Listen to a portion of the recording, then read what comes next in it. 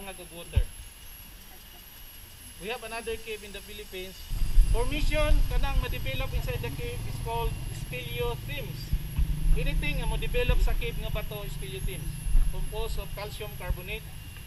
Mutubo na siya because the mixture of different elements nga mo sip in from water, acid, huntod nga ma-form ang speleothem. Mo na'y bawal kaptan. No? Na mapatay na siya. No, di na to kaptan ha. Ingani, in terms of water, tanan nasa ibabaw mo, sip in man sa ubos. Naturally unta ang cave mainom. Pero kung naibalay sa ibabaw, ayaw mo ginom. Septic tank. Ayaw lang mo ginom. Shortcut. Okay lang balay-balay, kabalo ka may balay sa ibabaw, okay na na. Pero naaga ni ayaw, no? So, formation nga nag-form sa ibabaw is called Stalactites. C, ceiling. Stalactite. Sa ubos, stalagmite, G, ground. Pag magsumpay, column, very good. Column siya, no? Chengalan Ben.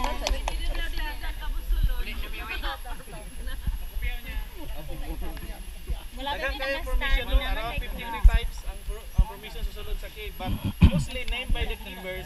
Depende sila perception kung sana. No? Keepers, sila ang ganame sa mga formation sa cave, including sa mga chambers susunod sa cave. No? Sila ang ganame. Speleogenes. Isa na kailang speleogenes. Speleogenesis. Ang speleogenesis is the one na nag-record sa history sa cave. It is embedded in the bedrock. Ang bedrock ni sa cave, makita niyo mo speleogenesis. Makita niyo sa sulod dito ron ay bangag sa ceiling. That is called cupula. Cupula signifies that the cave development during the ancient period, during the early stage, is that water flow and pressure is very slow. Pag kudako na siya, may mo siyang scallop sa kayo, at least above 50 centimeters, meaning the pressure of water is very slow. Kaya yung ulit dito. Makikita nyo niya is gamay. Kasi may gihimo ron sa neighbors na gamay. Iha ibilin sa nanay ang bag sa kanyang anak. Why? Why? Because in the airflow, ang iyang anak dito dili kayo magagawan. Now, ikan ako sa gawas, ako inahan upat. Saan ako magpalita sa mga anak ng Echolocation. Sikita kong anak. Ha? Kung sa may timilan ko sa inahan ako itong anak ng balikat. Ha? No, they're not blind. Echolocation. They're very good in hearing. Sama magila sa inahan ako ng anak ko. Simhoton. Good. Nagpiling kong smell na. Oh, Grabe ba? minasan. Kung isa di maka-answer na sa puso.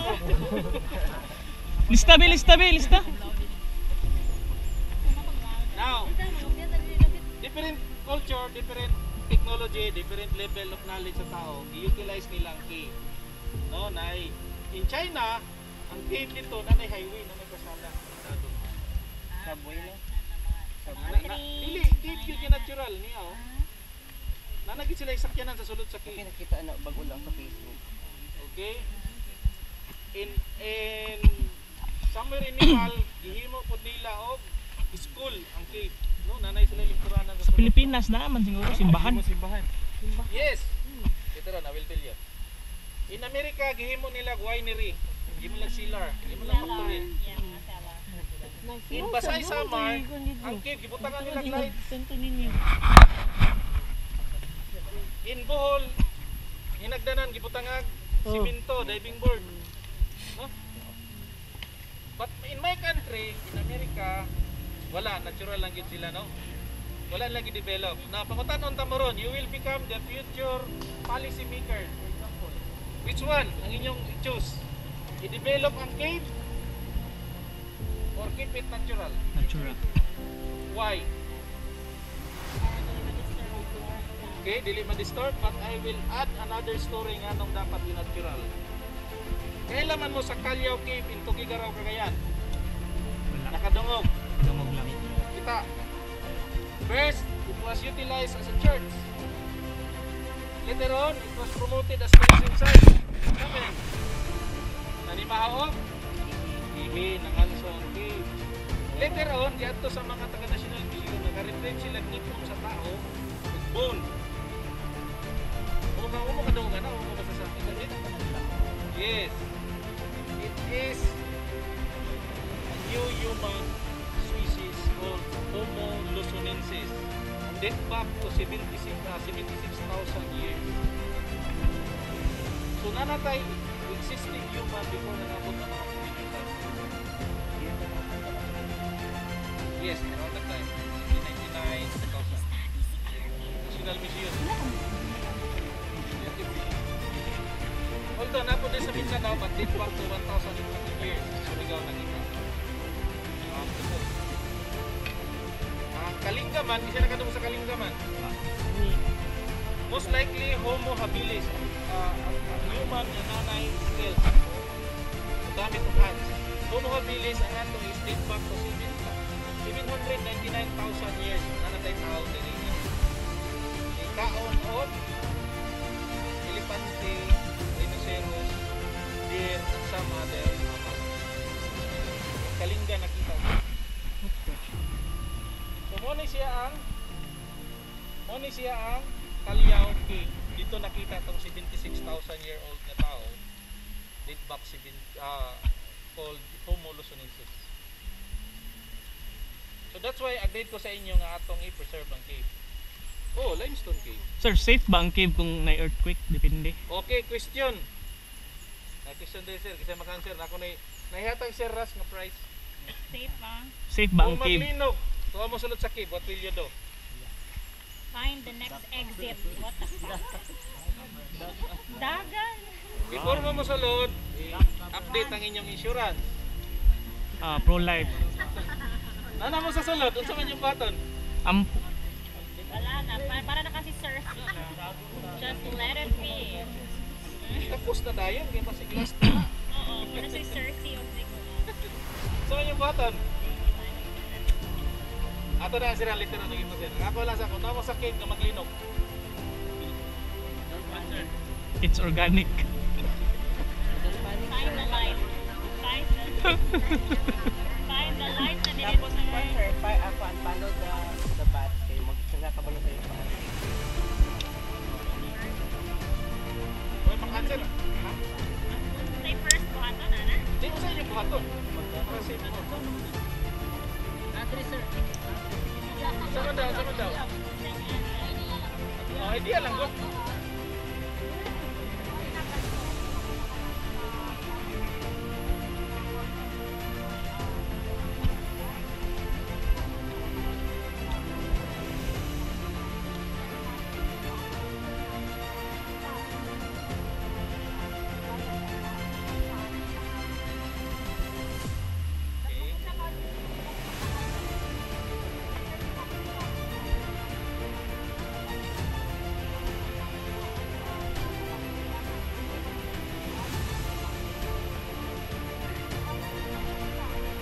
Thank you.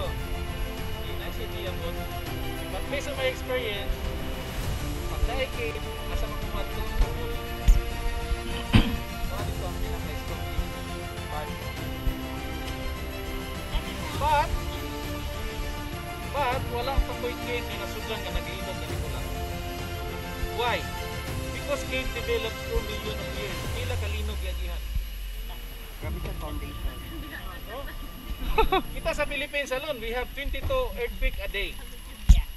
Siyempre, so tested gid siya by nature. So mas safe ang cave compared sa building during earthquake. Based on my experience. Cave technology nowadays gigamit na sa construction. Ang cave, mo-cure siya kung mag-crack. Kita mo anang iya mag-crack nga iyang butangan speleotems. Butangan niya calcium carbonate, iyang i-cure. Kanang ang technology gigamit ako na sa mga building karon. Instead kayo mo i-demolish kay maghimo kag bato, i-cure nimo tong crack sa building. nanay technology karon, no? Nanay. Wala na mo na to. Ay, ano, what do you think sa Palawan na subterranean? Okay, nganong Ganong sikat siya? Ganong importante ang KPUR.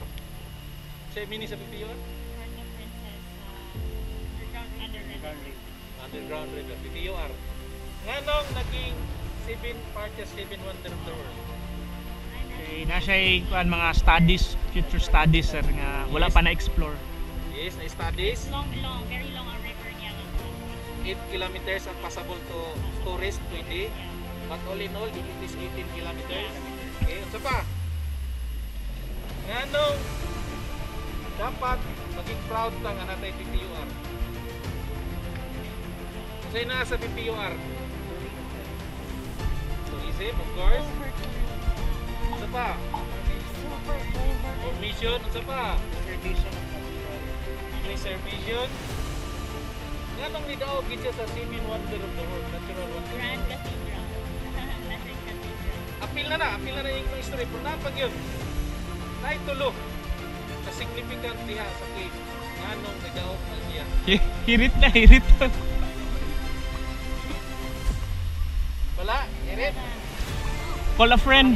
Call a friend. In the river bottom, there are around 12 bacteria nga present.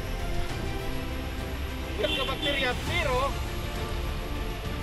naay duha ka bacteria na endemic lang sa area. Diha ra makita sa bottom sa bed sa river bed sa PPUR. And the last one, na isa. Ini idea. Sa wall sa PPUR, naay butog sa dugong. Ah, fossil. Bukog sa dugong. Fossil Yes. siya. Naay bukog sa dugong nga nga extinct na karon. Mo to'y dili pasudlan sa turista. Ice Age. Yes, naa dito sa sulod. Pero mo na resort And then ginawa Chada sa na sa Palawan. picture. Honestly. Pero wala istorya sa inyong guide, no? Ha? Wala istorya sa inyong guide na. Ga-joke naman tong guide sa una sir nga. Siyempre, mga tour package, chuchu. Pag-abot dito, Chada na sa picture. So isa ni nga very importante nga cave known internationally ni siya. Unsaon pag edad sa cave sir? Di ba ang uban kay may nag-carbon dating? Ay ana. Ang carbon dating, Oh. if ang object nga may Oh. carbon date is living thing. Pero kanang cave, Because all living things na carbon. Diba? So dito ta mag-base sa C14. Okay, sa pa question sir. like kani nga cave, pila na ka years, 20 years, 30 years, giun sa nila pag edad ana ang cave. So iti Sa may lang kuan, sa rock formation. sa kaon sa water sa kilid. Na sila tawag na down cutting. Na sila ipasihan sa kilid. No? Sir, have you been to Miracle Cave sa Sultan Sultan Kudarat? Kudarat. Wala. Nasa'y waterfall sulod sa cave, sir. Ay, Yes, nana sa mga Oh. Ito yung gatuan, Oo. Katong formerly, di question. Ay, kubi? Lagi may question mining. Pwede lang ito. Sa pitong bola. Taas kay ang waterfall sulod sa cave. Ay, Pero masaka pa Oo, daw. Sir, Miracle masaka Cave. pa daw to siya, sir. Pero pinakadako nga cave, Korea lang sa Samar dito sa Mindanao, nasa Bukidnon. Aha. Kumalsag. Uy, kato na ni. Oh, kato na. Spelunking. Kini nga lakaw dito ni. Kini nga lakaw dito ni. Pero na-encounter, naibaksan, dagko kayo. Yes, tinood na. Sumilaw? Sumilaw. Dito na agiyon sa Question. Dili. Sir, pero kung sa'yo best na matulog kag cave, best time na matulog kag cave. Dry season. Dry season. Ay, for safety. Pero ang kaning talaga kay dili man siya mag-dry season kung wet juice. Pero na may lesser rain na time. Kaysa Good to me. ang Cagayan de Oro, dry na kayo dili kay wet, very wet juice. Tinood na. Kaya gani, unsa kay cave sa Cagayan? Ha? Unsa cave?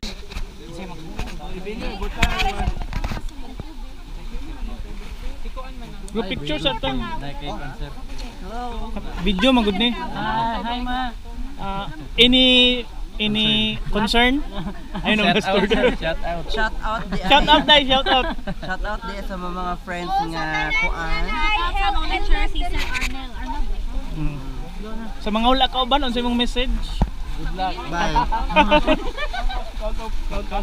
Basing manong bro mo, nagbalik na mo. 7, 8, 9.